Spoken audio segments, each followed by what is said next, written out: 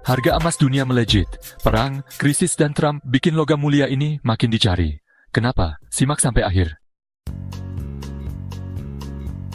Emas bukan sekadar logam mulia.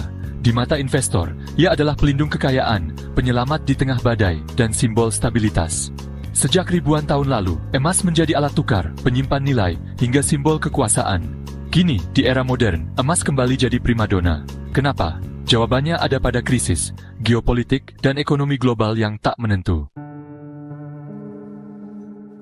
Harga emas dunia kembali melonjak tajam pagi ini. Lonjakan ini bukan tanpa sebab. Dunia sedang berada di ujung tanduk. Krisis demi krisis datang bergantian. Ukraina menyerang Rusia hingga ke Siberia. Rusia membalas, meskipun seharusnya ada pertemuan gencatan senjata pekan ini. Perang dagang kembali panas. Trump mengancam tarif baja dan aluminium hingga 50%. Kanada bersiap membalas. AS-China kembali memanas. Trump menuding Beijing ingkar janji. Semua faktor ini menciptakan ketidakpastian luar biasa. Dan emas, sebagai aset safe haven, langsung jadi pilihan utama. Saat saham berjatuhan, properti lesu dan kripto tak stabil, emas tetap bersinar. Safe haven adalah aset yang nilainya cenderung stabil atau naik saat ekonomi global bergejolak. Kenapa emas? Tidak bisa dicetak seperti uang fiat. Tidak tergantung satu negara atau kebijakan tertentu. Dipakai secara global. Ketika investor panik, mereka lari ke emas. Dan saat makin banyak yang lari ke emas, permintaan naik, otomatis harga juga ikut naik. China menjadi pemain utama dalam rally harga emas 2024. Sejak awal tahun, negeri tirai bambu gencar membeli emas untuk mendiversifikasi cadangan devisanya. Saat ini, cadangan emas Cina diperkirakan mencapai 5.542 ton, jumlah yang mencengangkan. Tujuannya jelas, kurangi ketergantungan pada dolar AS. Langkah Cina memicu efek domino. Negara lain ikut membeli emas. Kenapa? Untuk memperkuat cadangan, melindungi diri dari ketidakpastian global, mengurangi eksposur terhadap risiko dolar AS. Dengan permintaan naik tajam, harga pun terkerek tinggi. Emas memang masih banyak, tapi tambang yang mudah diakses sudah habis. Kini, tambang-tambang emas tersisa berada di area terpencil, wilayah konflik, dan kedalaman ekstrem yang memerlukan teknologi mahal. Dampaknya, biaya produksi naik, pasokan berkurang, harga naik karena hukum ekonomi sederhana, permintaan tinggi, pasokan rendah. Emas dihargai dalam dolar AS. Ketika dolar melemah, maka emas menjadi lebih murah bagi investor yang menggunakan mata uang lain. Hasilnya, permintaan emas meningkat, harga pun naik. Tapi menariknya, meskipun dolar naik, harga emas tetap bisa naik. Kenapa? Karena faktor ketidakpastian global yang bikin investor tetap cari perlindungan.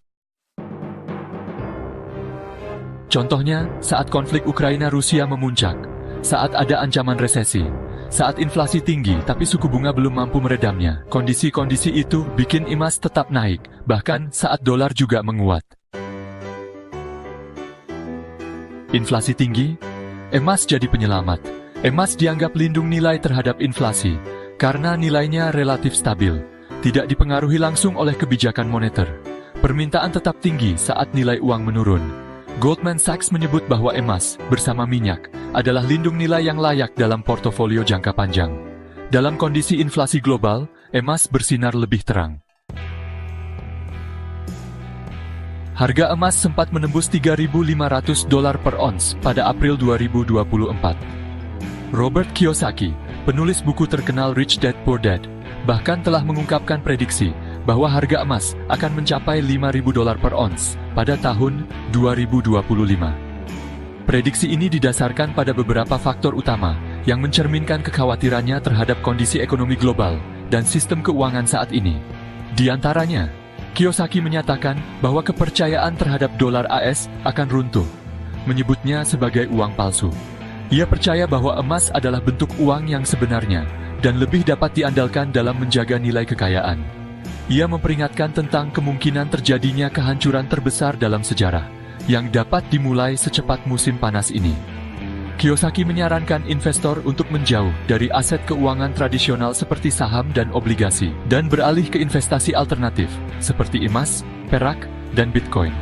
Kiyosaki menyoroti kegagalan lelang obligasi AS baru-baru ini, di mana permintaan investor sangat lemah. Sebagai tanggapan, Federal Reserve dilaporkan membeli obligasi tersebut senilai 50 miliar dolar dengan uang baru, yang menurut Kiyosaki merupakan tanda hiperinflasi yang akan datang. Ia menunjukkan bahwa utang kartu kredit dan utang nasional AS berada pada tingkat tertinggi sepanjang masa, sementara pengangguran meningkat. Kiyosaki percaya bahwa tekanan ini adalah gejala dari kegagalan sistemik yang lebih luas, yang dapat mengarah pada depresi ekonomi besar.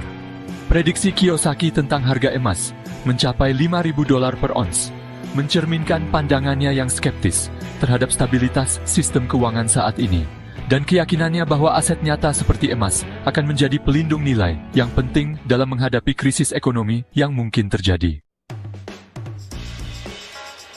Bagi masyarakat Indonesia, kenaikan harga emas bisa berarti harga emas Antam dan UBS ikut naik. Peluang investasi emas makin menarik, tapi biaya logam mulia untuk industri juga naik. Jika kamu menabung emas atau berinvestasi lewat emas digital, misalnya di Pegadaian, Tokopedia Emas, atau e-wallet, ini saatnya memantau dan mempertimbangkan diversifikasi. Di sisi lain, UKM berbasis perhiasan bisa terdampak karena naiknya bahan baku. Mau investasi emas? Ada banyak cara fisik batangan, perhiasan, aman, tapi biaya simpan tinggi. Digital, lewat aplikasi atau e-commerce. Praktis dan murah. ETF atau reksadana emas cocok buat yang ingin eksposur tanpa pegang fisik. Mana yang terbaik? Untuk jangka panjang, emas fisik dan digital cocok. Untuk jangka pendek atau diversifikasi portofolio, ETF emas bisa jadi solusi. Tapi ingat, emas sebaiknya hanya sebagian dari portofolio, bukan satu-satunya. Banyak analis memperkirakan harga emas akan tetap tinggi hingga akhir 2025, bahkan bisa naik lebih tinggi. Jika konflik Ukraina-Rusia belum reda, perang dagang memanas, inflasi global tidak terkendali, produksi emas terus menurun. Namun, jika kondisi membaik dan suku bunga diturunkan drastis, emas bisa terkoreksi. Jadi, penting bagi investor untuk pantau berita global, lihat tren indeks dolar, cermati inflasi, perhatikan data pembelian emas bank sentral. Apakah sekarang saatnya beli emas? Jawabannya, tergantung tujuan kamu. Kalau kamu cari stabilitas jangka panjang, emas tetap menarik. Kalau kamu cari keuntungan jangka pendek, hati-hati dengan fluktuasi. Yang jelas, dunia sedang tidak baik-baik saja, dan saat dunia goyah, emas kembali bersinar. Jadi, apa kamu sudah punya emas di portofoliomu, atau masih ragu-ragu? Tulis pendapat kamu di kolom komentar.